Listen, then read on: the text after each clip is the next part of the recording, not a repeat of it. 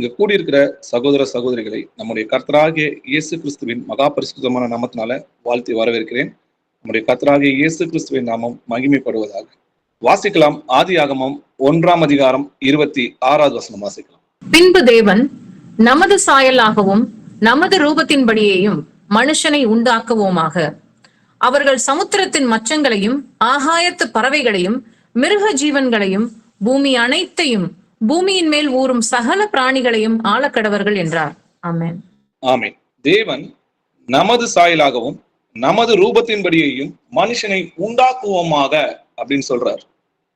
இத நிறைய பேர் என்ன நினைச்சுக்கிறான்னு பாத்தீங்கன்னா, இது திருத்துவத்து கூட இயேசு கிறிஸ்து பக்கத்துல இருந்தாரு, அவரை கொண்டு இந்த உலகத்தை உண்டாக்கினார் அப்படின்னு சில வசனங்கள் இருக்கிறதுனால இந்த வசனங்களை கொண்டு அவங்க என்ன பண்றாங்கன்னா இடர்றாங்க.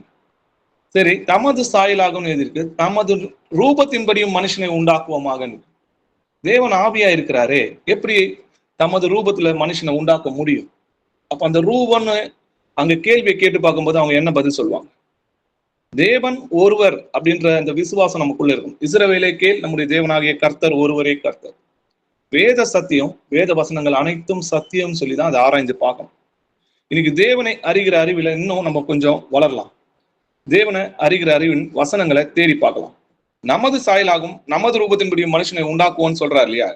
இப்போ இங்க நிறைய பேர் சிருஷ்டித்தாங்களா, இல்ல ஒருவர் வானத்தையும் பூமியும் மனிதனை எல்லாரையும் ஒருவர் உண்டாக்கினாரா அப்படின்றத இன்னும் சில வசனங்களால நம்ம ஆராய்ந்து பார்க்கலாம். ஆதியாகமம் 1ஆம் அதிகாரம் 27வது வசனம் வாசிக்கலாம். தேவன் தம்முடைய சாயலாக மனுஷனை சிருஷ்டித்தார், அவனை தேவ சாயலாகவே சிருஷ்டித்தார், ஆணும் பெண்ணுமாக அவர்களை சிருஷ்டித்தார். ஆமென். தேவன் தம்முடைய சாயலாக மனுஷனை சிருஷ்டித்தார்னு இருக்கு, சிருஷ்டித்தார்கள் அங்க எழுதல. அவனை தேவ சாயலாக சிருஷ்டித்தார்னு இருக்கு. அப்போ இங்கேயே பாத்தீங்கன்னா சிருஷ்டித்தார் சிருஷ்டித்தார் சிருஷ்டித்தார்னு 3 தடவையும் தனிமையில ஒருவரை குறித்து குறிக்கிறத நம்ம பார்க்கிறோம். ஆதியாகமம் 5ஆம் அதிகாரம் 1வது வசனம் வாசிக்கலாம். ஆதாமின் வம்ச வரலாறு. தேவன் மனுஷனை சிருஷ்டித்த நாளிலே அவனை தேவ சாயலாக உண்டாக்கினார். ஆமென். ஆமென். தேவன் மனுஷனை சிருஷ்டித்த நாளிலே அவனை தேவ சாயலாக உண்டாக்கினார்னு சொல்லிதான் இங்க எழுதிருக்கு இல்லையா? பிரசங்கி 7ஆம் அதிகாரம் 29வது வசனம் வாசிக்கலாம். இதோ தேவன் மனுஷனை செம்மையானவனாய் உண்டாக்கினார், அவர்களோ அநேக உபாய தந்திரங்களை தேடிக்கொண்டார்கள், இதை மாத்திரம் கண்டேன். ஆமென். இதோ தேவன் மனுஷனை செம்மையானவனாய் உண்டாக்கினார்னு எழுதிருக்கு. இங்கேயும் பாத்தீங்கன்னா ஒருவர் தான் உண்டாக்குனார் அப்படின்னு சொல்லி வசனங்களை நம்ம பார்க்கிறோம். ஏசாயா 64ஆம் அதிகாரம் 8வது வசனம் வாசிக்கலாம். இப்பொழுதும் கர்த்தாவே, நீர் எங்களுடைய பிதா, நாங்கள் களிமண், நீர் எங்களை உருவாக்குகிறவர், நாங்கள் அனைவரும் உமது கரத்தின் கிரியை.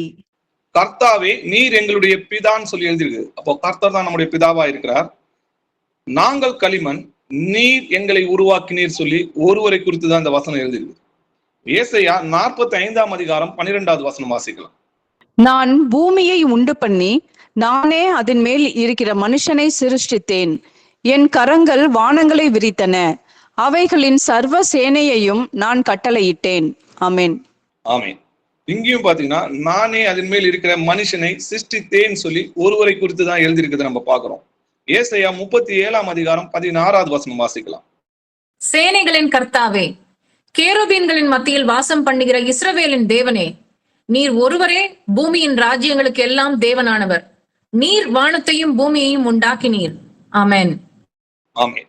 இஸ்ரவேலின் தேவனே, நீர் ஒருவரே பூமியின் ராஜாங்களுக்கெல்லாம் தேவனானவர், நீர் வானத்தையும் பூமியும் உண்டாக்கினீர் சொல்லி எழுதியிருக்கு. அப்போ நீர் ஒருவரே பூமியின் ராஜ்யங்களுக்கெல்லாம் தேவனானவர், நீர் ஒருவரே வானத்தையும் பூமியும் உண்டாக்கினீர் சொல்லி எழுதியிருக்கு.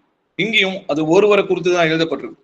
ஏசாயா 44ஆம் அதிகாரம் 24வது வசனம் வாசிக்கலாம். உன் மீட்பரும் தாயின் கர்ப்பத்தில் உன்னை உருவாக்கினவருமான கர்த்தர் சொல்லுகிறதாவது, நானே எல்லாவற்றையும் செய்கிற கர்த்தர், நான் ஒருவராய் வானங்களை விரித்து நானே பூமியை பரப்பினவர். ஆமென். நானே எல்லாவற்றையும் செய்கிற கர்த்தர், நான் ஒருவராய் வானங்களை விரித்து நான் பூமியை பரப்பினவர்னு சொல்லி எழுது. அப்போ நமது சாயலாகவும் நமது ரூபத்தின்படியும் மனுஷனை உண்டாக்குவோமாக அப்படின்னு சொல்லி கர்த்தர் யாரிடத்துல பேசியிருந்தார் அப்படின்ற அந்த கேள்வி நம்மளுக்கு வரணும் இல்லையா? நம்ம ஏன் இத்தனை வசனங்கள் பார்த்தோம்னா, அவர் ஒருவர் தான் வானத்தையும் பூமியையும் மனுஷனையும் தான் ஒருவராய் உண்டாக்கினார் அப்படின்றத நம்ம தெரிஞ்சுக்கணுன்றதுக்காக தான் இத்தனை வசனங்கள் நம்ம பார்த்தோம். அப்போ நமது சாயலாகவும் நமது ரூபத்தின்படியும் மனுஷனை உண்டாக்குவோமாக அப்படின்னு சொல்லி கர்த்தர் யார் இடத்துல பேசினார்னா, அவர் தேவ தூதர்கள் இடத்துல பேசுறார். வாசிக்கலாம், அதற்கான வசனங்களை வாசிக்கலாம். யோபு 38 அதிகாரம் 4-7 வசனங்கள் வரைக்கும் வாசிக்கலாம். நான் பூமியை அஸ்திபாரப்படுத்துகிற போது நீ எங்கே இருந்தாய்? நீ அறிவாளியானால் அதை அறிவி. அதற்கு அளவு குறித்தவர் யார்? அதன் மேல் நூல் போட்டவர் யார்? இதை நீ அறிந்திருந்தால் சொல்லு. அதன் ஆதாரங்கள் எதன் மேல் போடப்பட்டது? அதன் கோடைக்கல்லை வைத்தவர் யார்? அப்பொழுது விடியற் காலத்து நட்சத்திரங்கள் ஏகமாய் பாடி தேவபுத்திரர் எல்லாரும் கெம்பீரித்தார்களே. ஆமென். ஆமென். நான் பூமியை அஸ்திபாரப்படுத்துகிற போது நீ எங்க இருந்தன்னு சொல்லி மனுஷனை பார்த்து கேட்கிறார். நீ அறிவானியானால் அதை எனக்கு அறிவின்றார் இல்லையா? அப்பொழுது விடியற் காலத்து நட்சத்திரங்கள்னா தேவ தூதர்கள்னு அர்த்தம். ஏகமாய் பாடி தேவ புத்திரர்கள் எல்லோரும் கெம்பீரித்தார்களே. அப்போ ஆர்ப்பரிக்கிறாங்க இல்லையா? ஆண்டவர் இந்த உலகத்தை உண்டாக்கும் போது தேவ தூதர்கள்லாம் அவரை ஆர்ப்பரிக்கிறத நம்ம பாக்குறோம். அப்போ கர்த்தர் தேவ தூதர்கள் கிட்ட பேசுறாருன்றதை நம்ம புரிஞ்சுக்கணும். அவருடைய கவர்மெண்ட் நடத்துறாரு அப்படின்றத நம்ம புரிஞ்சுக்கணும். ஒரு அரசாங்கத்தை என்ன பண்றாரு? அங்க நடத்துறாரு. வானாதி வானங்களை படைத்த தேவன் ராஜ்யங்களை நடத்துறார். அதுல அவர் ராஜாதி ராஜாவா இருக்கிறாருன்றதை நம்ம புரிஞ்சுக்கணும். எப்படி பூமிக்குரிய ராஜாங்கத்தை நீங்க பார்த்திருப்பீங்க இல்லையா? அப்போ மந்திரிகள், அதுக்கு கீழே அரசு அதிகாரிகள், அதுக்கப்புறம் படைத்தலைவர்கள் இப்படின்னு எல்லாருமே இருக்கிறது போல பரலோகத்திலேயும் தேவனுக்கு ராஜாதி ராஜாவா நம்முடைய கர்த்தராக இயேசு கிறிஸ்து அரசாளுகிறார். அவருக்கு கீழே அநேக தூதர்கள் இருக்கிறாங்க. அவர் கவர்மெண்ட் நடத்துறார். கர்த்தத்துவம் அவர் தோளின் மேல் இருக்குன்னு சொல்லி வேதத்துல எழுதியிருக்கு. அதற்கான வசனங்கள் சில பார்க்கலாம். 1 ராஜாக்கள் 22 அதிகாரம் 19-21 வசனங்கள் வாசிக்கலாம். அப்பொழுது அவன் சொன்னது, கர்த்தருடைய வார்த்தையை கேளும். கர்த்தர் தம்முடைய சிங்காசனத்தின் மேல் வீற்றிருக்கிறதையும் பரமசேனை எல்லாம் அவரிடம் அவர் வலது பக்கத்திலும் அவர் இடது பக்கத்திலும் நிற்கிறதையும் கண்டேன். அப்பொழுது கர்த்தர், ஆகாப் போய் கீலேயாத்தில் உள்ள ராமோத்தில் விழும்படிக்கு அவனுக்கு போதனை செய்கிறவன் யார் என்று கேட்டதற்கு ஒருவன் இப்படியும் ஒருவன் அப்படியும் சொன்னார்கள். அப்பொழுது ஒரு ஆவி புறப்பட்டு வந்து கர்த்தருக்கு முன்பாக நின்று, நான் அவனுக்கு போதனை செய்வேன் என்றது. ஆமென். அப்போ கர்த்தர் சிங்காசனத்துல வீட்டு இருக்கிறதையும் ராஜாதி ராஜாவா வீட்டு இருக்கிறதையும் பரம சேனைகள் எல்லாம் அவருடைய வலது பக்கத்திலும் அவருடைய இடது பக்கத்திலும் நிற்கிறதுனா அதெல்லாம் தேவ தூதர்கள். அப்போது கர்த்தர் ஆகா போய் கீலேயாத்தில் உள்ள ராமோத்தில் விழும்படிக்கு அவனுக்கு போதனை செய்கிறவன் யாருன்னு சொல்லி யாருக்கிட்ட பேசுறாரு? தேவ தூதர்கிட்ட இல்லையா? அவர் அப்படி கேட்டதற்கு ஒருவன் இப்படியும் ஒருவன் அப்படியும் சொல்றாங்கன்னா யார் பதில் சொல்றது? தேவ தூதர்கள் நம்முடைய கர்த்தருக்கு பதில் சொல்றாங்க இல்லையா? அப்போது ஒரு ஆவி புறப்பட்டு வந்து, அப்ப யாரு? ஒரு தேவ தூதன் வந்து என்ன பண்றான்? புறப்பட்டு வந்து கர்த்தருக்கு முன்பாக நின்று நான் அவனுக்கு போதனை செய்வேன்னு சொல்றேன். அப்போ ஆண்டவர் சொல்ற, நீ அப்படியே போய் செய்கின்றார். அப்போ கர்த்தர் யார் இடத்துல பேசுறாருன்னு பாத்தீங்கன்னா தேவ தூதர்கள் இடத்துல பேசுறாரு. ஏன்னா அங்க ராஜாதி ராஜாவா கர்த்தாதி கர்த்தரா நம்முடைய இயேசு கிறிஸ்து ராஜரீகம் நடத்துகிறார். இப்ப ராஜாங்கத்தினுடைய மொழின்னு சொல்லி எழுதியிருக்கு. அதாவது ராஜரீக மொழின்னு சொல்லுவாங்க. ராஜாக்கள் எப்படி பேசுவாங்க அப்படின்றத பூமிக்குரிய ராஜ்யங்களை நம்ம பார்த்தாலுமே பரலோகத்துல ராஜாக்கள் ராஜா எப்படி பேசுவார்ன்றத, நம்முடைய ராஜா எப்படி பேசுவார்ன்றதை நம்மளால அறிந்து கொள்ள முடியும். இப்போ தாவீது ராஜா எப்படி பேசுறாருன்னு பாருங்க. 2 சாமுவேல் 24 அதிகாரம் 14 வசனம் வாசிக்கலாம். அப்பொழுது தாவீது காத்தை நோக்கி, கொடிய இடுக்கணில் அகப்பட்டிருக்கிறேன். இப்போது நாம் கர்த்தருடைய கையிலே விழுவோமாக. அவருடைய இரக்கங்கள் மகா பெரியது. மனுஷர் கையிலே விழாதிருப்பேனாக என்றான். ஆமீன். அப்போ தாவீது தான் என்ன பண்றாரு? பாவம் செய்யறாரு. அப்போ தாவீதுக்கு தான் தண்டனை கொடுக்கறதுக்கு கர்த்தர் காத்த அனுப்புறாரு இல்லையா? தீர்க்கதரிசி ஆகிய காத்த அங்க அனுப்புறாரு. அப்போ 3 காரியம் சொல்றேன், நீ எதுல உனக்கு எந்த தண்டனை வேணும்னு சொல்லி தீர்க்கதரிசி ஆகிய காத்து தாவீது கிட்ட கேட்கும் போது, அப்போ தாவீது ராஜா என்ன சொல்றாரு பாருங்க. இப்பொழுது நாம் கர்த்தருடைய கைகளில் விழுவோமாக. தாவீது ஒருத்தர் தான், ஆனா அவர் என்ன சொல்றாரு பாருங்க, நாம்னு சொல்றாரு. சரி, எஸ்ரா 4 அதிகாரம் 17 வசனம் வாசிக்கலாம். அப்பொழுது ராஜா ஆலோசனை தலைவனாகிய ரெகூமுக்கும் கணக்கனாகிய சிம்சாயிக்கும் சமாரியாவில் குடியிருக்கிற மற்றும் உள்ள அவர்களுடைய வகையராவுக்கும் நதிக்கு அப்புறத்தில் இருக்கிற மற்றவர்களுக்கும் எழுதி அனுப்பின பிரதியுத்தரமாவது, உங்களுக்கு சமாதானம். நீங்கள் அனுப்பின மனு நமது சமூகத்தில் தீர்க்கமாய் வாசிக்கப்பட்டது. ஆமென். ஆமென். அப்போ ராஜா என்ன சொல்றார் பாருங்க, ஆலோசனை தலைவனாகிய ரெக்புவுக்கும் கணக்கானாகிய சிம்சாய்க்கும் சமரியாவில் குடியிருக்கிற மற்றும் உள்ள அவருடைய வகையாராவுக்கும் அவங்க எழுதின கடிதம் எங்ககிட்ட வந்துச்சு, உங்களுக்கு சமாதானம், நீங்கள் அனுப்பின மனு நமது சமூகத்தில் தீர்க்கமாய் வாசிக்கப்பட்டது. எனது சமூகத்தில் அவர் எழுதல, நமது சமூகத்தில் எழுதியிருக்கு. ஏன்னா ராஜாக்கள் அப்படிதான் பேசுவாங்க. இப்போ உதாரணத்துக்கு முதலமைச்சர் அவர்கள் வருகிறார்கள்னு எழுதியிருக்கும். அவர்கள்னா நிறைய பேர் கிடையாது, அவர் ஒருத்தர் தான். அது மரியாதை நிமித்தமும் அவர் இந்த அரசாங்கத்தின் முதன்மையானவராக இருக்கிறதுனால அந்த கனமும் மகிமையும் என்ன பண்றது, அந்த வார்த்தையில உண்டாயிருக்குது. அவர்கள்ன்றத அவர் ஒருத்தரை தான் குறிக்குது. ஆனா அது மரியாதை நிமித்தம் நம்ம பேசுறோம்ன்றதை நம்ம புரிஞ்சுக்கணும். எஸ்ரா 6ஆம் அதிகாரம் 11-12 வசனங்கள் வாசிக்கலாம். பின்னும் நம்மால் பிறக்கும் கட்டளை என்னவென்றால், எந்த மனிதனாவது இந்த கட்டளையை மாற்றினால் அவன் வீட்டிலிருந்து ஒரு உத்திரம் பிடுங்கி நாட்டப்பட்டு அவன் அதில் தூக்கி போடப்படவும் அதன் நிமித்தமாக அவனுடைய வீடு குப்பை மேடாக்கப்படவும் கடவது. ஆகையால் இதை மாற்றவும் எருசலேமில் உள்ள தேவனுடைய ஆலயத்தை கெடுக்கவும் தங்கள் கையை நீட்டப் போகிற சகல ராஜாக்களையும் சகல ஜனங்களையும் தம்முடைய நாமத்தை அங்கே விளங்க பண்ணின தேவன் நிர்மூலமாக்க கடவர். தரியுவாகிய நாம் இந்த கட்டளையை கொடுத்தோம், இதன்படி ஜாக்கிரதையாய் செய்யப்பட கடவது என்று எழுதி அனுப்பினான். ஆமென். ஆமென். தர்வியாகிய ராஜா என்ன சொல்றார் பாருங்க, நம்மால் பிறக்கும் கட்டளை என்னவென்றால், இப்போ என்னால் பிறக்கும் கட்டளை என்னவென்றால்னு சொல்லி தர்யூ ராஜா சொல்லல, நம்மால் பிறக்கும் கட்டளை என்னவென்றால் அப்படின்னு சொல்றாரு. அப்போ இந்த தேவாலயத்துக்கு இடையூறு செய்யறவன அவனுடைய வீடு குப்பை மேடாகவும் அவனை எருக்கலாகவும் நான் ஆக்குவேன் அப்படின்னு சொல்றாரு. அவன் நிர்மூலமாக்கப்படுவான். தர்யூ ஆகிய நாம் இந்த கட்டளையை கொடுத்தோம் சொல்றாரு. ஒரே ஒரு ஆள் தான் கொடுக்குறாரு, ராஜா ஒருத்தர் தான். ஆனா இங்க தர்யூ ஆகிய நாம் இந்த கட்டளையை கொடுத்தோம் சொல்லி சொல்றது, இது ராஜரீக மொழி, புரிஞ்சுக்கணும். சரி, இப்போ நமது சாயலாகவும் நமது ரூபத்தின்படி மனுஷனை உண்டாக்குவோமாக உண்டாக்குவோம்னு சொல்லி எழுதியிருக்கு. அப்போ தேவன் ஆவியா இருக்கிறாரு. அப்போ எப்படி நமது சாயலாகவும் தமது ரூபத்தின்படி மனுஷனை உண்டாக்குவோம் என்று அங்க சொன்னார். தேவனுக்கு ரூபம் இருக்கா? தேவனுடைய ஆவியானவர் ஜலத்தின் மேல் அசைவாடி கொண்டிருந்தார்னு சொல்லி ஆதியாகமத்துல எழுதியிருக்கு. அப்போ தேவன் ஆவியா இருக்கிறார், அவரை தொழுது கொள்கிறவர்கள் ஆவியோடும் உண்மையோடும் அவரை தொழுது கொள்ள வேண்டும் சொல்லி எழுதியிருக்குதே. அப்போ தேவனுடைய ஆவியானவர் தானே நம்மளை உண்டாக்குனாரு. வாசிக்கலாம், யோபு 33ஆம் அதிகாரம் 4வது வசனம் வாசிக்கலாம்.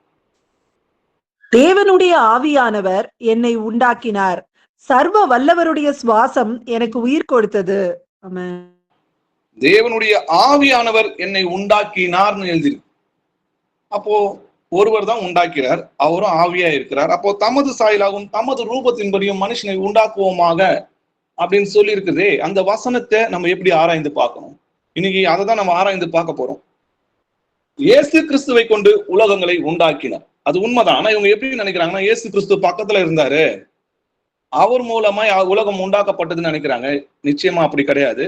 இயேசு கிறிஸ்துவை தம்முடைய இருதயத்தில், அதாவது ஒரு மனுஷனாய் வெளிப்பட போகிற அந்த இயேசு கிறிஸ்துவோட உருவத்துல மனுஷனை உண்டாக்குகிறார். இதை தான் நம்ம இன்னைக்கு ஆராய்ந்து பார்க்க போறோம். வாசிக்கலாம், எபேசியர் 3ஆம் அதிகாரம் 9-11 வசனங்கள் வரைக்கும் வாசிக்கலாம்.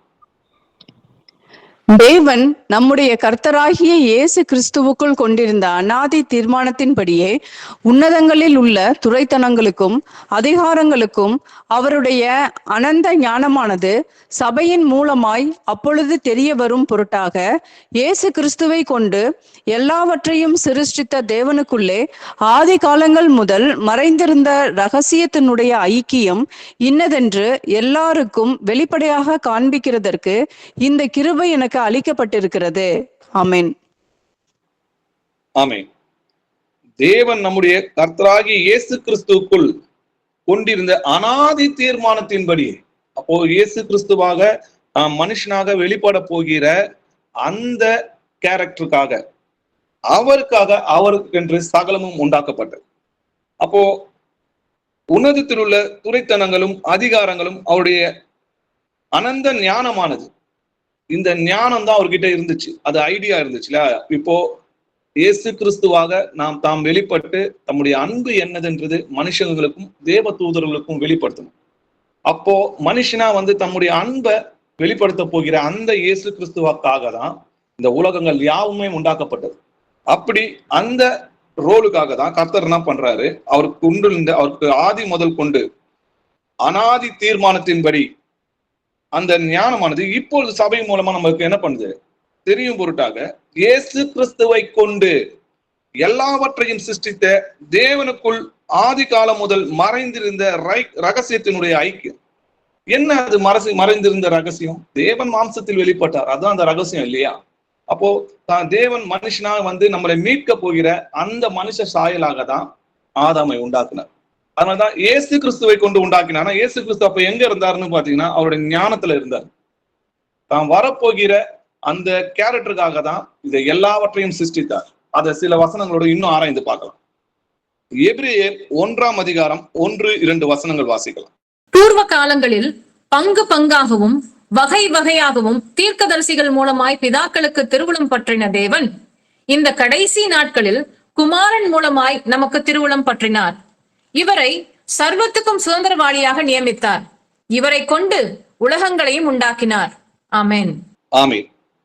பூர்வ காலங்களில் பங்கு பங்காகவும் வகை வகையாகவும் தீர்க்கதரிசிகள் மூலமாக பிதாக்களுக்கு திருவுளம் பற்றின தேவன்னா, முன்னெல்லாம் பாத்தீங்கன்னா தீர்க்கதரிசிகள் மூலமாகவும் சொப்பனம் மூலமாகவும் தேவன் என்ன பண்ணாரு, பிதாக்களுக்கு திருவுளம் பற்றினதை நம்ம பார்க்கிறோம். ஆனா இந்த கடைசி நாட்களில் குமாரன் மூலமாய், அதாவது தேவன் மனிதனாக வெளிப்பட்டு அவர் மூலமாய் பேசினார்.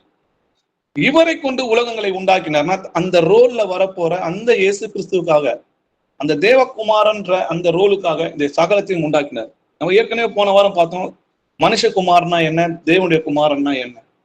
தேவன் தான் மனுஷகுமாரனாகவும் தேவனுடைய குமாரனாகவும் வெளிப்பட்டார்ன்றதை நம்ம பார்த்தோம். யோவான் 1:10 வாசிக்கலாம். அவர் உலகத்தில் இருந்தார், உலகம் அவர் மூலமாய் உண்டாயிற்று, உலகமோ அவரை அறியவில்லை. அவர் உலகத்தில் இருந்தார், உலகம் அவர் மூலமாய் உண்டாயிற்று, உலகமோ அவரை அறியவில்லை. இப்ப இந்த வசனமும் என்ன பாக்குறீங்கன்னா, உலகம் அவர் மூலமாய் உண்டாயிற்று. இப்போ இவரை கொண்டு உலகங்களை உண்டாக்கினார்னா கிறிஸ்துவக்காரங்களுக்கு எந்த ஒரு டவுட்டும் இல்லை. இவரை கொண்டு பக்கத்துல இவர் செல்ல பிள்ளையா இருந்தாரு, அதனால இவரை கொண்டு உண்டாக்குனார். ஆனா அது இல்ல தேவனை அறிகிற அறிவு. தேவனை அறிகிற அறிவின் மேன்மைக்காக நான் பவுல் சொல்றாரு, நான் எல்லாவற்றை குப்பை என்று விட்டேன், நஷ்டம் என்று எண்ணினேன்னு சொல்லி எழுதி. அப்போ தேவன் தமது சாயலாகவும் தமது ரூபத்தின்படியும் மனுஷனை உண்டாக்குவாங்கன்னா அவருடைய ரூபம் யார் அப்படின்ற அந்த கேள்வியை நம்ம கேட்டு பார்க்கணும் இல்லையா? வாசிக்கலாம். கொலேசியர் 1:15 வாசிக்கலாம். அவர் அதரிசமான தேவனுடைய தற்சுரூபமும் சர்வ சிருஷ்டிக்கும் முந்தின பேருமானவர். ஆமென். அவர் அத்தரிசனமானனா காணக்கூடாத தேவனுடைய சற்சொரூபம். தேவனை ஒருவனும் ஒரு காலமும் கண்டது கிடையாது. அவர் மனித ரூபமாய் வரும்போது அவர் என்ன பண்ண முடியுது, பார்க்க முடியுது இல்லையா? தேவ பக்திக்குரிய ரகசியமானது யாவரும் ஒப்புக்கொள்கிறபடி மகா மேன்மை உள்ளது. தேவன் மாம்சத்தில் வெளிப்பட்டார், தேவ தூதர்களால் காணப்பட்டார்னு எழுதியிருக்கு. அப்போ அவர் அத்தரிசனமான தேவனுடைய சற்சொரூபம், காணக்கூடாத தேவனுடைய உருவமும் சர்வ சிருஷ்டிக்கு முந்தின பேருமானவர்னா எல்லாவற்றுக்கும் ஒன்றாக அவரை கொண்டு அவருக்காக எல்லாமே உண்டாக்கப்பட்டது. எபிரேயர் 1:3 வாசிக்கலாம்.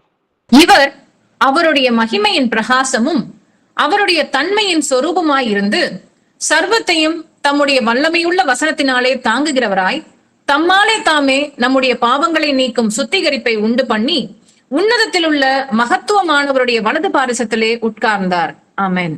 இவர் அவருடைய மகிமையின் பிரகாசம், அவருடைய தன்மையின் சொரூபமாயிருந்தா பிதாவாகிய தேவனுடைய ரூபம் அர்த்தம். அப்போ இயேசு கிறிஸ்து தான் அத்தரிசனமான தேவனுடைய சற்சொரூபம். தமது ரூபன்றது இயேசு கிறிஸ்துடைய ரூபத்துலதான் ஆதாம உண்டாக்குனார்.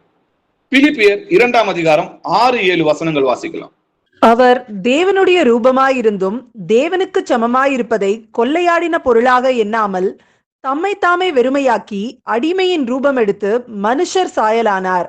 அவர் மனுஷ ரூபமாய் காணப்பட்டு மரண பரியந்தம், அதாவது சிலுவையின் மரண பரியந்தமும் கீழ்ப்படிந்தவராகி தம்மை தாமே தாழ்த்தினார். ஆமென். அவர் தேவனுடைய ரூபமாய் இருந்தும், அதனாலதான் தமது சாயலாகவும் தமது ரூபத்தின்படி மனுஷனை உண்டாக்குவோமாகன்றார் இல்லையா?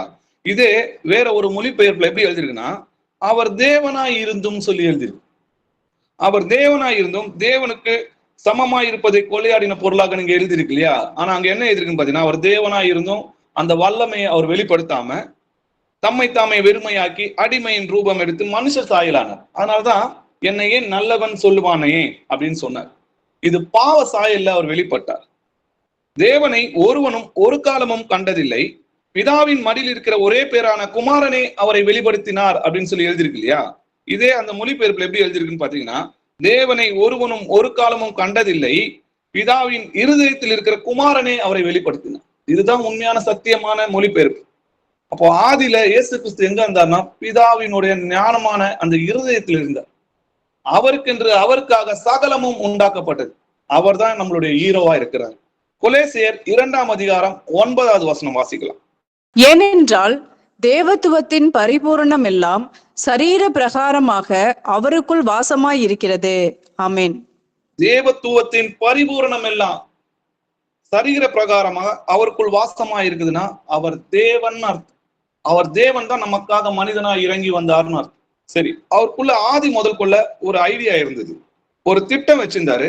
அந்த திட்டத்தை என்ன பண்ணாரு? நிறைவேற்றினார்ன்றத நம்ம பார்க்கணும். ஏசாயா 46ஆம் அதிகாரம் 10-11 வசனங்கள் வாசிக்கலாம். அந்தத்தில் உள்ளவைகளை ஆதி முதற்கொண்டும் இன்னும் செய்யப்படாதவைகளை பூர்வ காலம் முதற்கொண்டும் அறிவிக்கிறேன். என் ஆலோசனை நிலை நிற்கும், எனக்கு சித்தமானவைகளை எல்லாம் செய்வேன் என்று சொல்லி உராய்ஞ்சுகிற ஒரு பட்சியை கிழக்கிலிருந்தும் என் ஆலோசனையை நிறைவேற்றும் மனுஷனை தூர தேசத்திலிருந்தும் வரவழைக்கிறவராய் இருக்கிறேன். அதை சொன்னேன், அதை செய்து முடிப்பேன். ஆமென். அந்தத்தில் உள்ளவைகளை ஆதி முதல் கொண்டு இன்னும் செய்யப்படாதவைகளை பூர்வ காலம் முதற்கொண்டும் அறிவிக்கிறேன்றார். என் ஆலோசனை நிலை நிற்கும், எனக்கு சித்தமானவைகள்லாம் செய்வேன்னு சொல்றார் இல்லையா? அப்போ ஆதி முதல் கொண்டு இருக்கிறதையும் அந்தத்தில் இருக்கிறதையும் என்ன பண்றான்? முன்னாடியே அவர் அறிவிக்கிறார். இனிமேல் நடக்க போறத அவர் முன்னதாகவே அறிவிக்கிறார் இல்லையா? தாயின் கருவறையில் உருவாக்கும் முன்னே உன்னை பேர் சொல்லி அழைத்தேன்னு சொல்றாரு. ஆனா பேர் நம்மளுக்கு எப்ப வைக்கிறாங்க? லேட்டா தான் வைக்கிறாங்க. அது போலதான் ஒரு ஆலோசனை அவர்கிட்ட இருந்துச்சு இல்லையா? அப்போ ஆண்டவர் என்ன பண்றாரு? ஒரு திட்டம் பண்றாரு, அதை செய்து முடிக்கிறாருன்றதை நம்ம பாக்குறோம். அவருக்கு உலக தோற்றத்துக்கு முன்னாடி 1000 வருஷ அரசாட்சியிலையும் அதற்கு அப்புறம் இறங்கி வரப்போகிற புதிய ஜெருசலம் ஆகிய பரிசுத்த நகரத்திலையும் யார் இருப்பாங்க, என்ன இருப்பாங்க, எப்படி நடக்கும், எல்லாமே அவர் அறிந்திருக்கிறார். வாசிக்கலாம். அப்போஸ்தலர் 15ஆம் அதிகாரம் 18வது வசனம் வாசிக்கலாம். உலக தோற்றம் முதல் தேவனுக்கு தம்முடைய கிரியைகள் எல்லாம் தெரிந்திருக்கிறது. ஆமென். உலக தோற்றம் முதல் தேவனுக்கு தம்முடைய கிரியை எல்லாம் தெரிந்திருக்கிறது. 6 நாள் உலகத்தை உண்டாக்கி 7வது நாள் ஓய்ந்து இருந்தாருன்னா அது எல்லாத்தையும் கம்ப்ளீட் பண்ணி முடிச்சிட்டாருன்னு அர்த்தம். அவருக்கு எல்லாமே தெரிந்திருக்கு. இப்போ ஜீசஸா அவர் மனுஷனாய் வெளிப்பட போகிறார் அப்படின்றத அவருக்கு முன்னதாகவே தெரியும். அந்த சாயல்ல வெளிப்பட போற அந்த இயேசு கிறிஸ்துவாக வெளிப்பட போகிற தேவன் மாம்சத்தில் வெளிப்பட போகிற அந்த சாயல்ல தான் ஆதாமை உண்டாக்குனார். வாசிக்கலாம். 1 பேதுரு 1ஆம் அதிகாரம் 20வது வசனம்.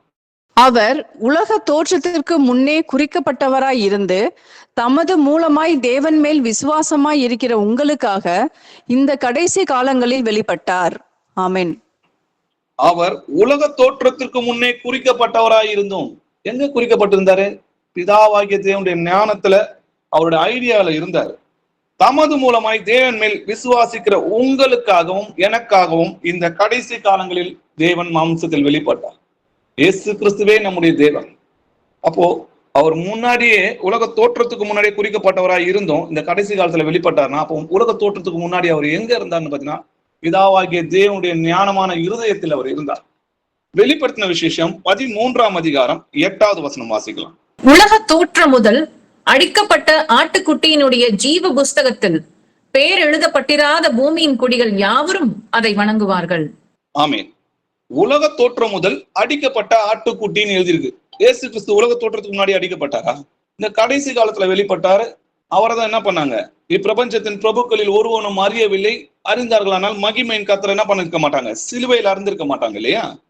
அப்போ உலக தோற்றம் முதல் அடிக்கப்பட்ட ஆட்டுக்குடினா அவர் உலகத்தை உண்டாக்குறதுக்கு முன்னாடியே தம் மனுஷனாய் இறங்கி வந்து இந்த ஜனங்களுக்காக ஜீவனை கொடுத்து என்னுடைய அன்பு என்னது என்று இந்த ஜனங்க உணர்ந்து கொள்ளணும்.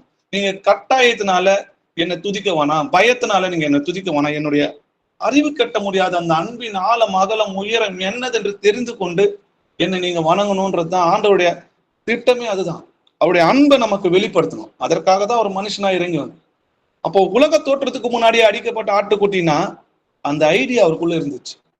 அப்போஸ்தலர் 2ஆம் அதிகாரம் 23வது வசனம் வாசிக்கலாம். அப்படி இருந்தும் தேவன் நிர்ணயித்திருந்த ஆலோசனையின் படியேயும் அவருடைய முன் அறிவின் படியேயும் ஒப்பு கொடுக்கப்பட்ட அந்த இயேசுவை நீங்கள் பிடித்து அக்கிரமக்காரருடைய கைகளினாலே சிலுவையில் ஆணியடித்து கொலை செய்தீர்கள். ஆமீன். யூதர்களை பார்த்து பேதுரு என்ன சொல்றாருன்னு பாருங்க. தேவன் நிர்ணயித்திருந்த ஆலோசனையின் படியும் இப்போ அவரோட முன்னறிவிப்பின் படியும் நீங்க என்ன பண்ணீங்க? இப்போது இயேசு கிறிஸ்துவை போய் என்ன பண்ணீங்க? அக்கிரமோட கையில ஒப்பு கொடுத்து அல்லது சிலுவையில் அரைஞ்சிங்க. ஆனா இது தேவன் முன்னாடியே வச்சிருந்த திட்டத்தை தான் நீங்க என்ன பண்ணீங்க? இப்போ நிறைவேற்றினீங்க. அப்போ தேவன் நிர்ணயித்திருந்த ஆலோசனையை தான் நீங்க என்ன பண்ணீங்க? அவர் முன்னறிவிப்பையா தான் நீங்க போய் நிறைவேற்றினீங்க. அதனால மனம் திரும்புங்கன்னு சொல்றாரு. அப்பதான் அவங்க இருதயத்துல குத்தப்பட்டவங்களா நான் கேட்கறாங்க, நாங்க என்ன செய்ய வேண்டும் அப்படின்னு கேட்கிறாங்க. அப்போ நீங்கள் மனம் திரும்பி ஒவ்வொருவரும் பாவ மன்னிப்பு கேட்டு இயேசு கிறிஸ்துவின் நாமத்தினாலே ஞானஸ்தானம் பெற்றுக் கொள்ளுங்கள், அப்பொழுது பரிசுத்தாவின் வரங்களை பெறுவீங்கன்னு சொல்றாரு. வாசிக்கலாம். 1 கொரிந்தியர் 15ஆம் அதிகாரம் 45-46 வசனங்கள் வாசிக்கலாம். அந்தபடியே முந்தின மனுஷனாகிய ஆதாம் ஜீவ ஆத்துமாவானான் என்று எழுதி இருக்கிறது. பிந்தின ஆதாம் உயிர்ப்பிக்கிற ஆவியானார். ஆகிலும் ஆவிக்குரிய சரீரம் முந்தினதல்ல, ஜென்ம சரீரமே முந்தினது, ஆவிக்குரிய சரீரம் பிந்தினது. ஆமென். ஆமென். முந்தின மனுஷனாகிய ஆதாம் ஜீவாத்துமானான் என்று எழுதியிருக்கிறது. பிந்தின ஆதாம் உயிர்ப்பிக்கிற ஆவியானவர். உண்மைதான். ஏன்னா ஆவிக்குரிய சரீரம் முந்தினதல்ல, ஜென்ம சரீரம் தான் முந்தினது. ஆவிக்குரிய சரீரம் பிந்தினது தான். இயேசு கிறிஸ்துவை கொண்டு எல்லாவற்றையும் உண்டாக்குனாரு. அவரு ஞானம், இயேசு கிறிஸ்து ஞானத்துலதான் இருந்தாரு. ஆனா முதல்ல மனுஷனா வெளிப்பட்டது யாருன்னு பாத்தீங்கன்னா ஆதாம் தான். ஆண்டவர் அந்த திட்டத்துல இருந்தாலும் அவர் 4000 வருஷத்துக்கு அப்புறம் தான் என்ன பண்றாரு? மனுஷனா வெளிப்படுறாரு. ஆனா முந்தினது யார் வெளிப்பட்டதுன்னு பாத்தீங்கன்னா ஆதாம். ஆனா மரித்து உயிரோடு எழுந்தவர்களின் முதற் பலன் யாருன்னு பாத்தீங்கன்னா நம்முடைய கர்த்தராகிய இயேசு கிறிஸ்து. ரோமர் 11ஆம் அதிகாரம் 33-36 வசனங்கள் வரைக்கும் வாசிக்கலாம். தேவனுடைய ஐஸ்வர்யம், ஞானம், அறிவு என்பவைகளின் ஆழம் எவ்வளவாய் இருக்கிறது! அவருடைய நியாய தீர்ப்புகள் அளவிடப்படாதவைகள், அவருடைய வழிகள் ஆராயப்படாதவைகள். கர்த்தருடைய சிந்தையை அறிந்தவன் யார்? அவருக்கு ஆலோசனைக்காரனாய் இருந்தவன் யார்? தனக்கு பதில் கிடைக்கும்படிக்கு முந்தி அவருக்கு ஒன்றை கொடுத்தவன் யார்? சகலமும் அவராலும் அவர் மூலமாயும் அவருக்காகவும் இருக்கிறது. அவருக்கே என்றென்றைக்கும் மகிமை உண்டாவதாக. ஆமென். ஆமென். தேவனுடைய ஐஸ்வர்யம், ஞானம், அறிவு என்பவைகளின் ஆழம் எவ்வளவா இருக்குது பாருங்க. அதனாலதான் தேவனை அறிகிற அறிவில மேன்மேலும் வளரணும். பவுல் அதனால்தான் சொல்றாரு, அவரை அறிகிற அறிவின் மேன்மைக்காக நான் எல்லாவற்றையும் குப்பை என்று விட்டேன், நஷ்டம் என்று எண்ணினேன்னு சொல்லி எழுதியிருக்கு. அவருடைய நியாய தீர்ப்புகள் அளவிடப்படாதவைகள், அவருடைய வழிகள் ஆராயப்படாதவைகள் எழுதியிருக்கு. சகலமும் அவராலும் அவர் மூலமாயும் அவருக்காகவும் இருக்கிறது. அவர் தான் இங்க ஹீரோ. அவருக்காக, அவரை கொண்டு எல்லாவற்றையும் உண்டாக்கினார். அப்போ சகலமும் அவராலும் அவர் மூலமாயும் அவருக்கே உண்டாயிருக்கிறது, அவருக்கே என்றென்றைக்கும் மகிமை உண்டாவதா. அப்போ தேவன் தம்முடைய அன்பை வெளிப்படுத்துறதுக்காக தான் இந்த திட்டமே. அவருடைய உண்மையான அன்பை நம்மளுக்கு என்ன பண்றாரு? காண்பித்தார். அதாவது எப்படின்னா, அந்த உண்மையான அன்பு எப்படிப்பட்டதுன்னு பாத்தீங்கன்னா, நம்ம துன்மார்க்கனா இருந்தோம், நம்ம விக்கிரங்களை வணங்கி இருந்தோம், இந்த உலகத்துக்கு அடிமையா இருந்தோம், பாவத்துக்கு பிள்ளைகளா இருந்தோம். அப்படி இருந்தும் நமக்காக ஜீவனை கொடுத்து அவருடைய அன்பு என்னதென்று வெளிப்படுத்தினார்.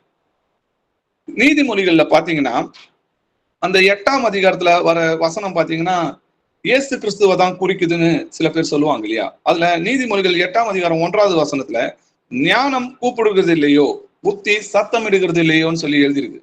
அப்போ அங்க வர வசனங்கள்லாம் ஆண்டவருடைய ஞானத்தை பத்தி தான் எழுதியிருக்கு.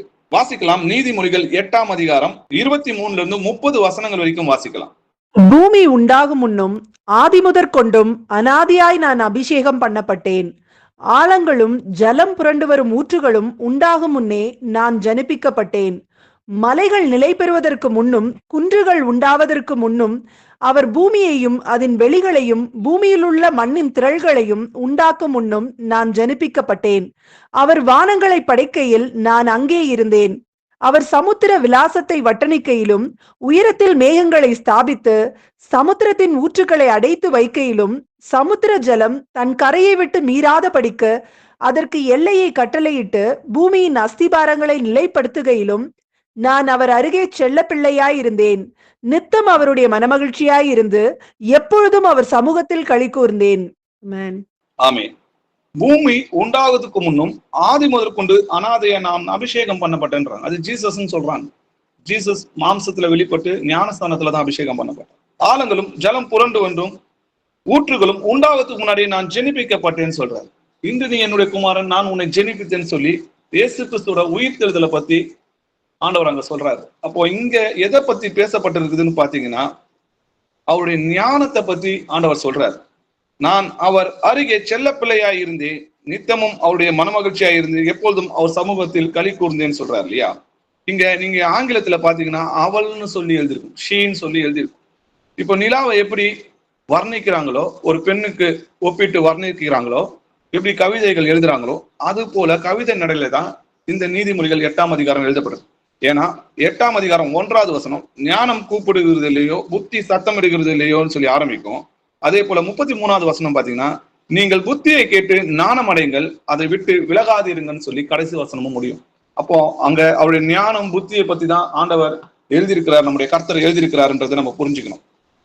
1 கொரிந்தியர் 8ஆம் அதிகாரம் 6வது வசனம் வாசிக்கலாம். பிதாவாகிய ஒரே தேவன் நமக்கு உண்டு, அவராலே சகலமும் உண்டாயிருக்கிறது, அவருக்கென்று நாமும் உண்டாயிருக்கிறோம். இயேசு கிறிஸ்து என்னும் ஒரே கர்த்தரும் நமக்குண்டு, அவர் மூலமாய் சகலமும் உண்டாயிருக்கிறது, அவர் மூலமாய் நாமும் உண்டாயிருக்கிறோம். ஆமென். பிதாவாகிய ஒரே தேவன் நமக்கு உண்டு, அவராலே சகலமும் உண்டாயிருக்கிறது, அவருக்கென்று நாமும் உண்டாயிருக்கிறோம். இயேசு கிறிஸ்து என்னும் ஒரே கர்த்தரும் நமக்கு உண்டு, அவர் மூலமாய் சகலமும் உண்டாயிருக்கிறது, அவர் மூலமாய் நாமும் உண்டாயிருக்கிறோம்னா இந்த வசனத்தை அவங்க எப்படி புரிஞ்சுக்கிறாங்கன்னா, பிதாவாகிய தேவன் ஒருத்தர் இருக்கிறாரு, அப்போ கர்த்தர்னு ஒருத்தர் இருக்காரு, அவர் என்ன பண்றாரு, இயேசு கிறிஸ்துவ மூலமா இந்த உலகத்தை உண்டாக்குனாரு அப்படின்னு நினைச்சுக்கிறாங்க. இஸ்ரவேலை கேள், நம்முடைய தேவனாகிய கர்த்தர் ஒருவரே கர்த்தர்ன்றதை புரிஞ்சுக்கணும். கர்த்தரே தேவன் என்று அறியணும் இல்லையா?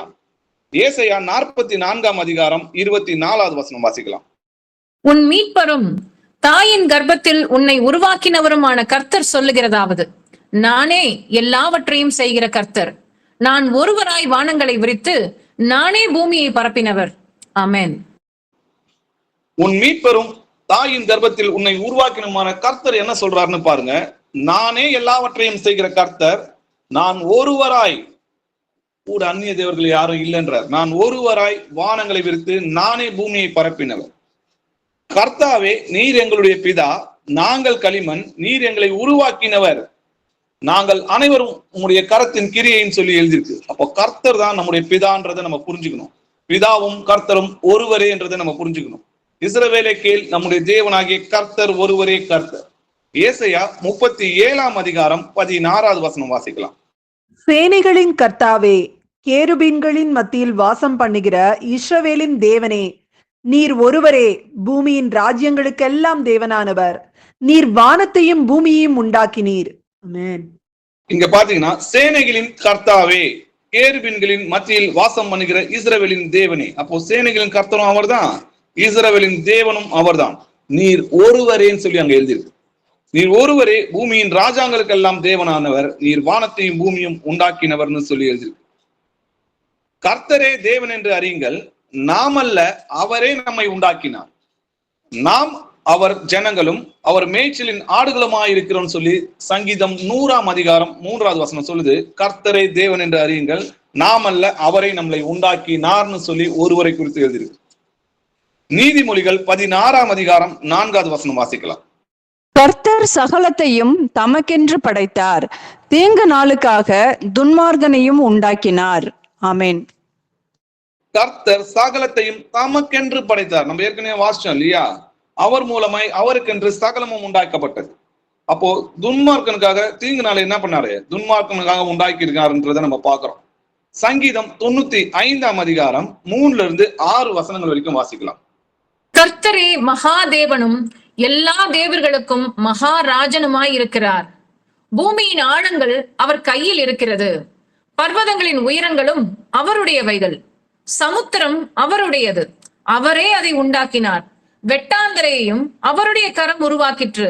நம்மை உண்டாக்கின கர்த்தருக்கு முன்பாக நாம் பணிந்து குனிந்து முழங்காற்படியிட கடவோம். வாருங்கள். ஆமென். கர்த்தரே மகாதேவனும் எல்லா தேவர்களுக்கும் மகாராஜாவுமா இருக்கிறார்னு சொல்லி எழுதியிருக்கு இல்லையா?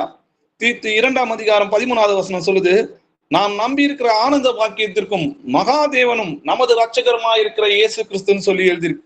அப்ப இயேசு கிறிஸ்துவை மகாதேவனும் நமது ரட்சகர்னு சொல்லி எழுதியிருக்கு. சங்கீதக்காரர் சொல்றாரு, கர்த்தரே மகாதேவனும் எல்லா தேவர்களுக்கும் மகாராஜாவுமா இருக்கிறார். பூமியின் ஆழங்கள் அவர் கையில் இருக்கிறது, பர்வதங்களின் உயரங்கள் அவருடையது, சமுத்திரமும் அவருடையது, அவரே அதை உண்டாக்கினார், வெட்டாந்தரையும் அவருடைய கரம் உண்டாக்கிற்று. நம்மை உண்டாக்கின கர்த்தருக்கு முன்பாக நாம் பணிந்து குனிந்து முழங்காலிட்டு காடுவோம்னு சொல்லியது. அப்போ இயேசு கிறிஸ்து தான் கர்த்தர் என்பதை அறிகிறதே நித்திய ஜீவன். அவர் தான் மாம்சத்துல வெளிப்பட போகிற அந்த தோற்றத்துக்கு, அந்த ரோலுக்காக, அந்த சாயல்ல, அந்த ரூபத்தின்படி ஆதாமை உண்டாக்கினார்ன்றதை நம்ம பார்த்து கொண்டு வருகிறோம். ஆதியிலே வார்த்தை இருந்தது, அந்த வார்த்தை தேவனிடத்தில் இருந்தது, அந்த வார்த்தை தேவனாய் இருந்ததுன்றதை நம்ம பார்க்கிறோம். சகலமும் அவர் மூலமாய் உண்டாயிற்று, உண்டானது ஒன்றும் அவரே அல்லாமல் உண்டாகவில்லைன்னு சொல்லி எழுதியிருக்கு இல்லையா? அப்போ நீங்க அதிலே 14வது வசனம் வாசிட்டீங்கன்னா, அந்த வார்த்தை மாம்சமாயின்னு சொல்லி எழுதியிருக்கும். அப்போ கிருபையினாலும் சத்தியத்தினாலும் நிறைந்தவராய் நமக்குள்ளே வாசம் பண்ணினார்னா, அந்த வார்த்தை மாம்சமாயினா தேவன் மாம்சத்துல வெளிப்பட்டார்னு அர்த்தம். அப்போ தேவன் நமக்காக மனிதனாய் இறங்கி வந்தார்னு அர்த்தம். அவருடைய கர்த்தராகி இயேசு கிறிஸ்துவோட கிருபையை பத்தி நம்ம அறிஞ்சுக்கலாம். 2 கொரிந்தியர் 8ஆம் அதிகாரம் 9வது வசனம் வாசிக்கலாம். நம்முடைய கர்த்தராகிய இயேசு கிறிஸ்துவின் கிருபையை அறிந்திருக்கிறீர்களே, அவர் ஐஸ்வர்யம் உள்ளவராயிருந்தும் நீங்கள் அவருடைய தரித்திரத்தினாலே ஐஸ்வர்யவான்கள் ஆகும்படிக்கு உங்கள் நிமித்தம் தரித்திரரானாரே. நம்முடைய கர்த்தராகிய இயேசு கிறிஸ்துவின் கிருபை அறிந்திருக்கிறீர்களே அப்படின்னு சொல்லி எழுதியிருக்கு. என்ன அவரோட கிருபை நம்ம அறிஞ்சிருக்கிறோம்? கிருபைனா என்னது? தேவன் நமக்காக மனிதனாய் இறங்கி வந்தது தான் கிருபை. அவர் ஐஸ்வர்யம் உள்ளவராயிருந்தும், ஐஸ்வர்யம்னா என்ன?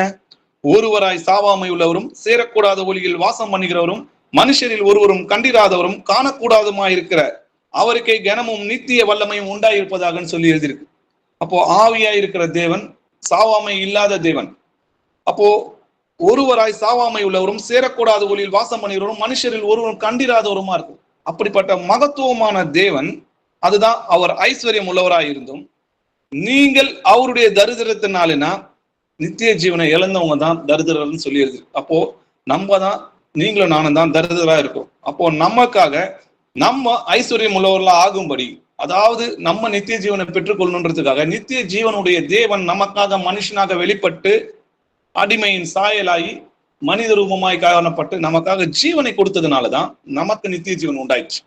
அப்போ அவர் ஐஸ்வர்யம் உள்ளவராய் இருந்துன்னா, அவர் தேவாதி தேவனாயிருந்தும் நித்திய ஜீவனை உடையவராயிருந்தும் அவருடைய மகிமை, பரலோகத்துல அவருடைய ராஜ்யம் எல்லாவற்றையும் விட்டு நம்ம அவரை போலவே மாறணுன்றதுக்காக நமக்காக அடிமையின் சாயலாகி மனித ரூபமாய் வந்து நமக்காக ஜீவனை கொடுத்தார். இதுதான் அவருடைய கிருபை. இயேசு கிறிஸ்துவோட கிருபையை அறிந்திருக்கிறீர்களே அப்படின்னு சொல்லி எழுதியிருக்கு. தீத்து 2ஆம் அதிகாரம் 11வது வசனம் வாசிக்கலாம். ஏனெனில் எல்லா மனுஷருக்கும் ரட்சிப்பை அளிக்கத்தக்க தேவ கிருபையானது பிரசன்னமாகி, ஆமென். எல்லா மனுஷரும் ரட்சிப்பை அளிக்கத்தக்கதாக தேவ கிருபை பிரசன்னமாயிடுச்சுன்னா தேவன் மனுஷனாக வெளிப்பட்டார்னு அர்த்தம். அந்த கிருபை பிரசன்னமாயிடுச்சுன்னா அதை பார்க்கிற மாதிரி, காணக்கூடாத தேவனை பார்க்கிறபடி வந்தார் இல்லையா? தேவ பக்திக்குரிய ரகசியமானது யாவரும் ஒப்புக்கொள்கிறபடி மகா மேன்மை உள்ளது. தேவன் மாம்சத்தில் வெளிப்பட்டார், ஆவியிலே நீதி உள்ளவர் என்று விளங்கப்பட்டார், தேவ தூதர்களால் காணப்பட்டார்னு எழுதியிருக்கு. தேவனை ஒருவனும் ஒரு காலமும் கண்டது கிடையாது. அவர் மனுஷனா வரும்போதுதான் இவங்களால என்ன பண்ண முடிஞ்சது? அவரை பார்க்க முடிஞ்சது. வாசிக்கலாம். பிலிப்பியர் 2ஆம் அதிகாரம் 6ல இருந்து 8 வசனங்கள் வரைக்கும் வாசிக்கலாம். அவர் தேவனுடைய ரூபமாயிருந்தும் தேவனுக்கு சமமாயிருப்பதை கொள்ளையாடின பொருளாக எண்ணாமல் தம்மை தாமே வெறுமையாக்கி அடிமையின் ரூபம் எடுத்து மனுஷர் சாயலானார். அவர் மனுஷ ரூபமாய் காணப்பட்டு மரண பரியந்தம், அதாவது சிலுவையின் மரண பரியந்தமும் கீழ்ப்படிந்தவராகி தம்மை தாமே தாழ்த்தினார். ஆமென். அவர் தேவனுடைய ரூபமாயிருந்தும் தேவனுக்கு சமமாயிருப்பதை கொள்ளையாடின பொருளாக எண்ணாம தம்மை தாமே வெறுமையாக்கி அடிமையின் ரூபம் எடுத்து மனுஷ சாயலானார்ன்றத பாக்குறோம். ஏற்கனவே நான் சொன்னதுபடி அது இன்னொரு மொழிபெயர்ப்புல எப்படி எழுதியிருக்குன்னா, அவர் தேவனாய் இருந்தும் தேவனுடைய வல்லமையை பெற்றுக்கொள்ளாம தம்மை தாமே வெறுமையாக்கி அடிமையின் ரூபம் எடுத்து மனுஷ சாயலானார். அவர் மனுஷ ரூபமாய் காணப்பட்டு, தேவனை ஒருவனும் ஒரு காலமும் கண்டது கிடையாது. அவர் மனுஷ ரூபமா என்ன பண்ணாரு? காணப்பட்டு மரண பரியந்தம், அதாவது சிலுவையின் மரண பரியந்தம் வரைக்கும் மனுஷனா இருந்துதான் சாத்தானை ஜெயித்தார். 2 கொரிந்தியர் 5:21 வாசிக்கலாம். நாம் அவருக்குள் தேவனுடைய நீதியாகும்படிக்கு பாவம் அறியாத அவரை நமக்காக பாவமாக்கினார். நாம் அவருக்குள் தேவனுடைய நீதியாகும்படிக்கு பாவம் அறியாத அவரை நமக்காக பாவமாக்கினார்னா, ஆவியா இருக்கிற தேவன் மாம்ச சரீரத்துல வெளிப்பட்டார். அதனால்தான் 2ஆம் தரம் பாவம் இல்லாமல் தரிசனம் ஆவார்னா, மாம்ச சரீரத்துல அவர் தரிசனம் ஆக மாட்டார். நாங்கள் கிறிஸ்துவை மாம்சத்தில் கண்டிருந்தாலும் இனி ஒருபோதும் நாங்கள் அவரை மாம்சத்தில் அறியும். அப்போ ஒரு மாம்சத்துல வெளிப்பட்டதுதான் பாவம் அறியாத அவரை நமக்காக பாவமாக்கினார்னு சொன்னா, தேவன் மனிதனாக பிறந்தார். இது பாவ சரீரம் சொல்லி வேதத்துல எழுதியிருக்கு. அதனாலதான் ஜீசஸ் சொல்றார், என்னை ஏன் நல்லவன் சொல்லுவானே? ஏன்னா அவர் பாவ சரீரத்திலையும் அடிமையின் சாயல்லையும் இருக்கிறார். அடிமையின் சாயல்னா யாரு? பாவம் செய்கிற எவனும் பாவத்துக்கு அடிமை. அந்த அடிமையின் சாயல்னா இது பாவ சாயல்னு அர்த்தம். ரோமர் 8:3 வாசிக்கலாம். அது எப்படி எனில், மாமிசத்தினாலே பலவீனமாய் இருந்த நியாய பிரமாணம் செய்யக்கூடாததை தேவனே செய்யும்படிக்கு தம்முடைய குமாரனை பாவ மாமிசத்தின் சாயலாகவும் பாவத்தை போக்கும் பலியாகவும் அனுப்பி மாமிசத்திலே பாவத்தை ஆக்கினைக்குள்ளாக தீர்த்தார். ஆமேன். அது எப்படி எனில், மாம்சத்திலே பலவீனமாய் இருந்த நியாய பிரமாணம் செய்யக்கூடாது. இப்போ மாம்சத்துல பலவீனமாய் இருந்த நியாய பிரமாணம் என்ன செய்ய முடியல? நியாய பிரமாணத்தினால யாரையுமே ரட்சிக்க முடியல. அப்போ தேவனே செய்யும்படிக்குன்னா, தேவனே மனுஷனாக இறங்கி வந்தார்னு அர்த்தங்க. தேவனே செய்யும்படிக்கு தம்முடைய குமாரனை பாவ மாம்சத்தின் சாயலாகவும் பாவத்தை போக்கும் பலியாகவும் அனுப்பி மாம்சத்திலே பாவத்தை ஆக்கினைக்குள்ளாக தீர்த்தார். அதனால்தான் பாவம் அறியாத அவரை நமக்காக பாவமாக்கினார்னு சொல்லி எழுதியிருக்கு.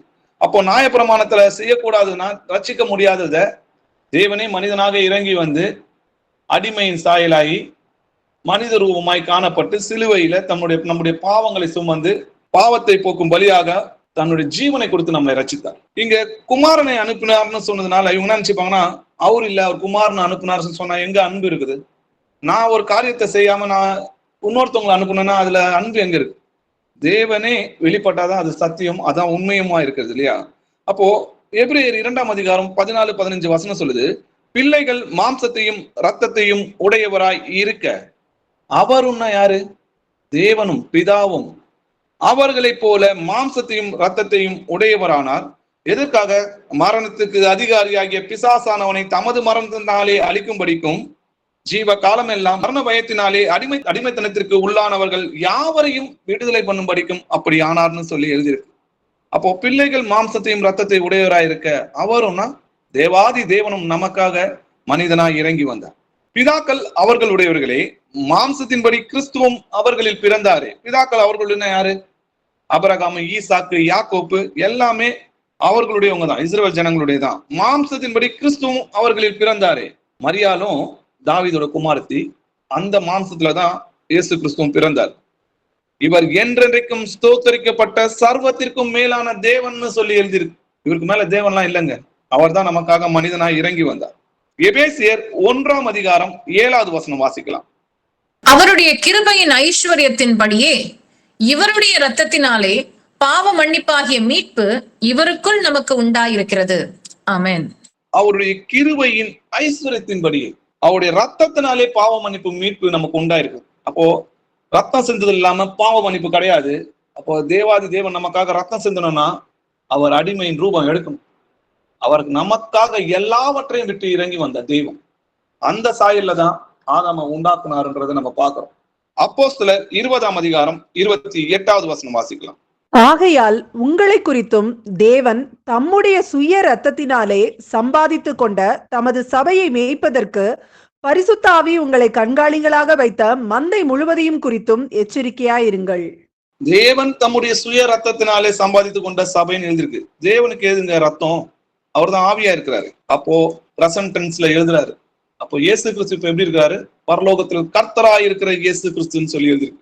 அப்போ தேவன் நமக்காக மனிதனாய் இறங்கி ஜீவனை கொடுத்து தன்னுடைய சுய ரத்தத்தினால சம்பாதித்த சபை. இப்போ இயேசு கிறிஸ்துவை தேவன்றதை நம்ம அறியணும்.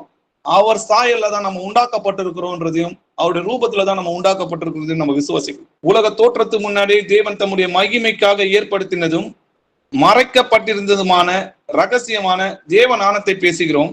அதை இப்பிரபஞ்சத்தின் பிரபுக்களில் ஒருவனும் அறியவில்லை. அறிந்தார்களானால் மகிமையின் கர்த்தரை அவங்க சிலுவையில அறிந்திருக்க மாட்டாங்க. தேவனுடைய குமாரனை சிலுவையில அறிஞ்சாங்கன்னு சொல்லி வேதத்துல எழுதல. மகிமையின் கர்த்தரை சிலுவையில் அறிந்திருக்க மாட்டாங்கன்னு தான் சொல்லி எழுதிருக்கு. இயேசு கிறிஸ்துவே நம்முடைய தேவன் சொல்லி அவரை நம்ம தொழுது கொள்ளணும். இப்போ ஜீசஸ் பாத்தீங்கன்னா மனுஷனா இருக்கும்போது பிசாசு என்ன பண்றான், சோதிக்க வரான் இல்லையா?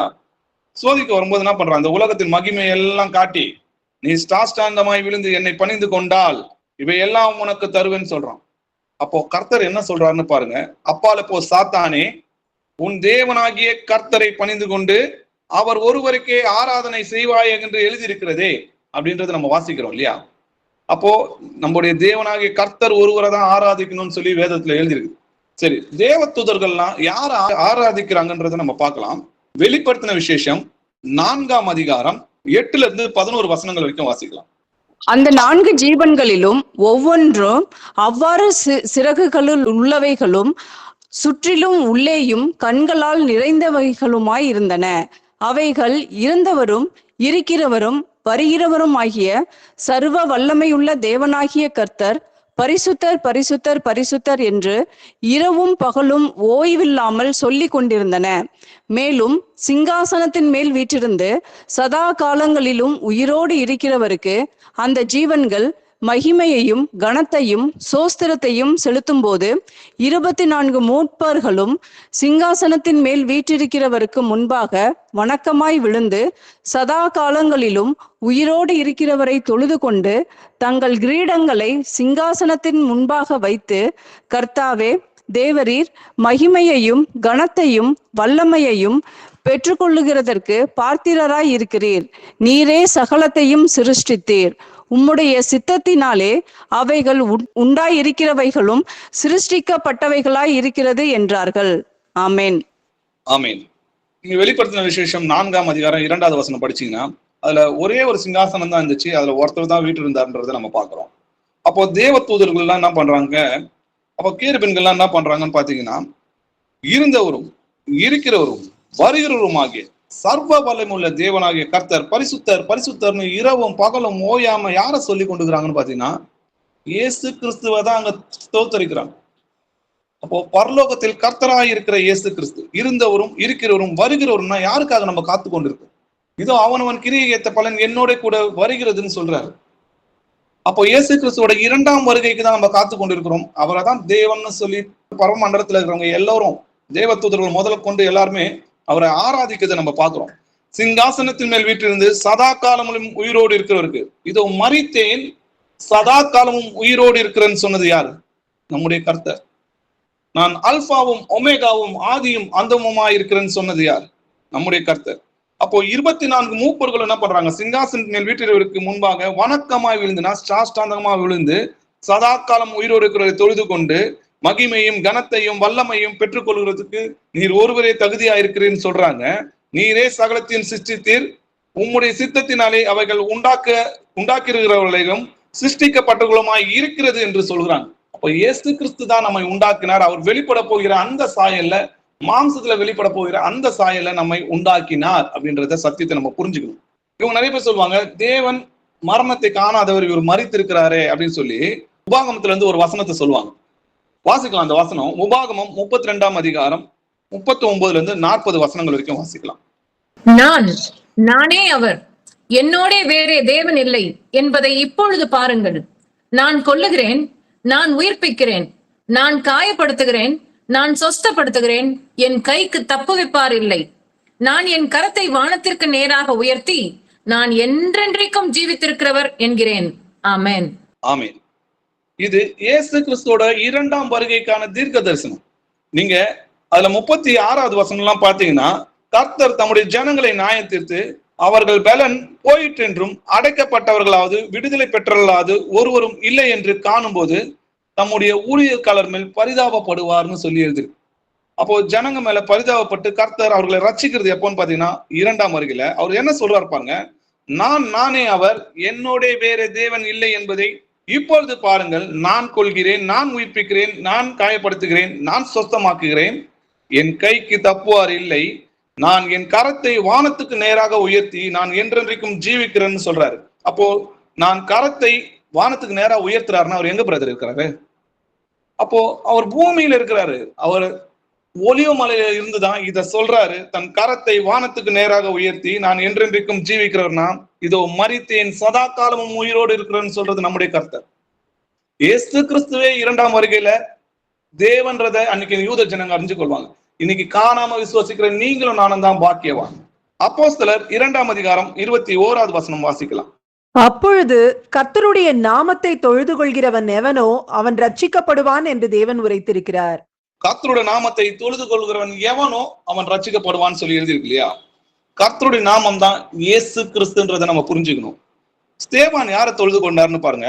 மரித்து இயேசு கிறிஸ்து மரித்து உயிரோடு எழுந்த பிறகு ஜீசஸ் நம்மளுக்கு ஜெபம் பண்ண சொல்லி கொடுக்குறாரு இல்லையா? பரலோகத்தில் இருக்கிற எங்கள் பிதாவே உம்முடைய நாமம் பரிசுத்தப்படுவதாக அப்படின்றாரு. அப்போ பிதா கிட்ட தான் ஜெபம் பண்ணணும்னு சொல்றாரு. என் நாமத்துல நீங்க பிதா கிட்ட கேளுங்க, அதை உங்களுக்கு கொடுப்பன்றாரு. இதே நீங்க யோவான்ல பாத்தீங்கன்னா, நீங்கள் என் நாமத்தினாலே எதை கேட்பீர்களோ குமாரனின் பிதா மகிமைப்படும்படியாக அதை நான் செய்வேன்றாரு.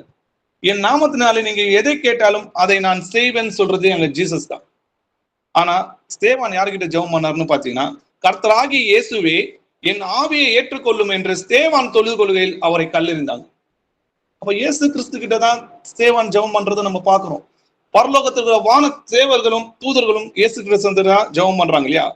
1 கொரிந்தியர் 1ஆம் அதிகாரம் 2வது வசனங்கள் வாசிக்கலாம். கொரிந்துவிலே கிறிஸ்து இயேசுவுக்குள் பரிசுத்தமாக்கப்பட்டவர்களாயும் பரிசுத்தவான்களாகும்படி அழைக்கப்பட்டவர்களாயும் இருக்கிற தேவனுடைய சபைக்கும் எங்களுக்கும் தங்களுக்கும் ஆண்டவராய் இருக்கிற நம்முடைய கர்த்தராகிய இயேசு கிறிஸ்துவின் நாமத்தை எங்கும் தொழுது கொள்ளுகிற அனைவருக்கும் எழுதுகிறதாவது. ஆமென். அப்போ சபையில யாரை தொழுது கொள்கிறாங்கன்னு பாத்தீங்கன்னா, நம்முடைய கர்த்தராகிய இயேசு கிறிஸ்துவின் நாமத்தை தொழுது கொள்கிறவர்களுக்குன்னு சொல்லி எழுதிருக்கு. அப்ப சுவிசேஷமே சபையில இருக்கிறதே யாரை தொழுது கொள்றாங்கன்னு பாத்தீங்கன்னா இயேசு கிறிஸ்துவ தான்.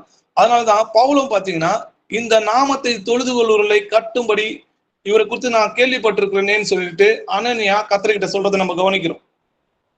அப்போ இந்த நாமத்தை தொழுது கொள்கிறவங்கள தான் சபையை பாழாக்கினாருன்றதை நம்ம பாக்குறோம். அப்போ சபை கர்த்தராகிய இயேசு கிறிஸ்துவை தான் நாமத்தை தான் தொழுது கொள்கிறதுன்றதை நம்ம பாக்குறோம். 1 பேதுரு 1ஆம் அதிகாரம் 17வது வசனம் வாசிக்கலாம். அன்றியும் பட்சபாதம் இல்லாமல் அவனவனுடைய கிரியைகளின்படி நியாயம் தீர்க்கிறவரை நீங்கள் பிதாவாக தொழுது கொண்டு வருகிறபடியால் இங்கே பரதேசிகளாய் சஞ்சரிக்கும் அளவும் பயத்துடனே நடந்து கொள்ளுங்கள். ஆமென்.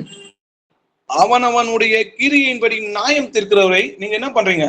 பிதாவாக தொழுது கொள்கிறபடியால். யார் நம்மள நியாயம் தீர்க்கிறது? இதோ அவனவன் கிரியை ஏத்த பலன் என்னோட கூட வருகிறதுன்னு சொல்றாரு.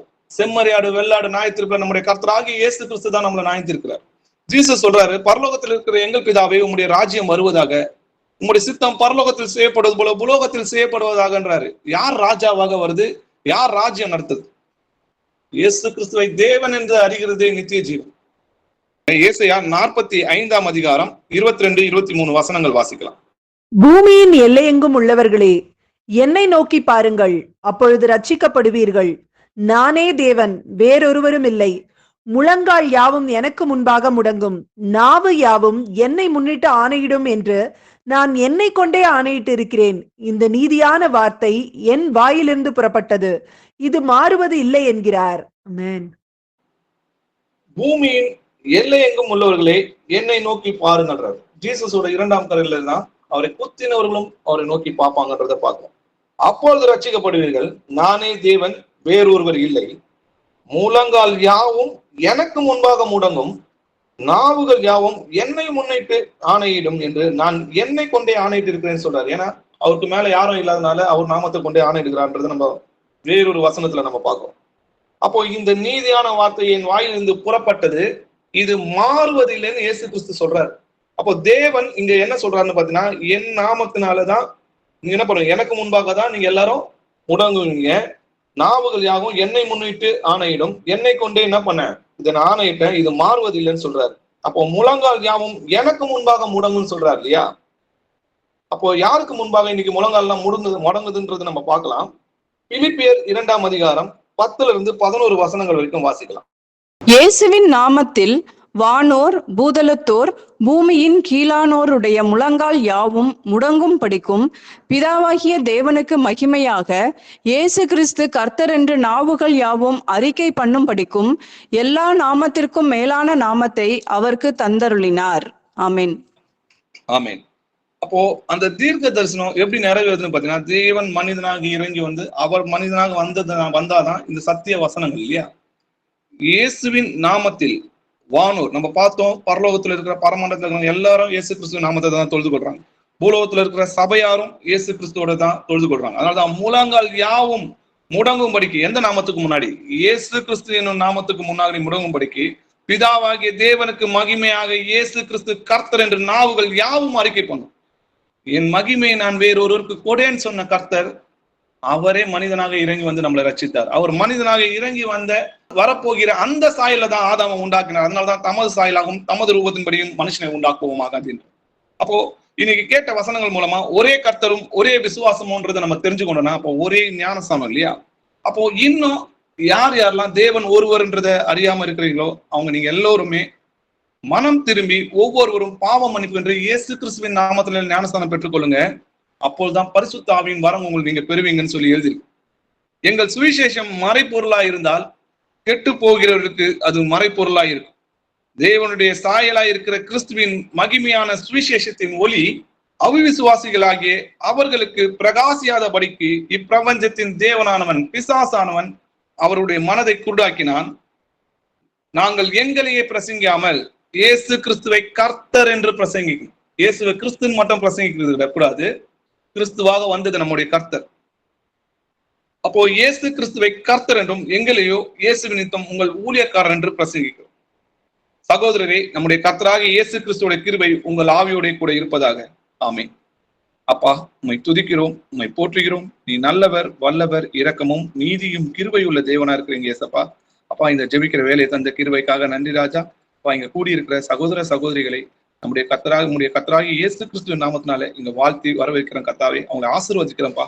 அப்பா, அவங்க ஜெபத்தை கேளுங்கப்பா, அவங்க விண்ணப்பங்களை கேளுங்கப்பா. அப்பா, அவங்க கண்ணீர்களை துருங்கப்பா.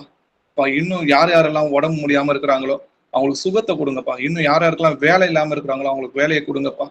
அவங்க தேவைகளை சந்திங்கப்பா. இன்னும் கல்யாணமாக இருக்கிற சகோதர சகோதரிகளுக்கு சீக்கிரத்துல கல்யாணமாக அனுகிரகம் செய்தரலும் கர்த்தாவே. அப்பா, வேலை இல்லாத சகோதர சகோதரிக்கு வேலை கிடைக்கும்படியாய் செய்தரலும் கர்த்தாவே.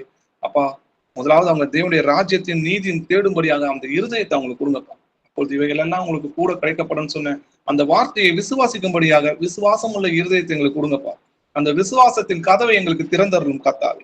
நீதியுள்ள தேவனே, இரக்கமுள்ள தேவனே, உம்மை பின்பற்றி உமது வழிகளில் நடக்க உமது வழிகளை எங்களுக்கு போதித்தார். எங்கள் இருதயங்களை ஆராய்ந்து பார்த்து உமக்கு பிரியமில்லாத ஏதேனும் இருந்தா, வேதனை உண்டாக்கும் வழி எங்ககிட்ட இருந்தா அதை நீக்கி போட்டு எங்களை பரிசுத்தப்படுத்துங்கப்பா. உங்களுடைய வருகை சமீபமா இருக்கிறது என்று நாங்கள் அறிந்திருக்கிறபடியானாலே இன்னும் உண்மை அறிகிற அறிவினாலும் உங்களுடைய வருகைக்கான அடையாளங்களையும் நாங்கள் அறிந்து கொள்வதற்கு ஞானத்தையும் புத்தியும் உணர்வுள்ள ஒரு இருதயத்தை கொடுங்கப்பா. உமக்கு கீழ்ப்படுகிற இருதயத்தை கொடுங்கப்பா. உங்க வேதத்தை ஆராயிற ஒரு ஞானத்தை எங்களுக்கு கொடுங்கப்பா. உண்மை தேடுகிற ஒரு உணர்வை எங்களுக்கு கொடுங்கப்பா. உமக்கு பிரியமாய் நடக்க எங்களுக்கு போதித்தரலும் கர்த்தாவே. துதியும் கனமும் மகிமையும் உமக்கே செலுத்துகிற ராஜா, என்றென்றும் உமக்கே உண்டாயிருப்பதாக இயேசு கிறிஸ்துவின் நாமத்தில் ஜெபிக்கிறோம் எங்கள் ஜீவன் உள்ள பிதாவே. Amen. Praise Lord brother. Praise Lord sister.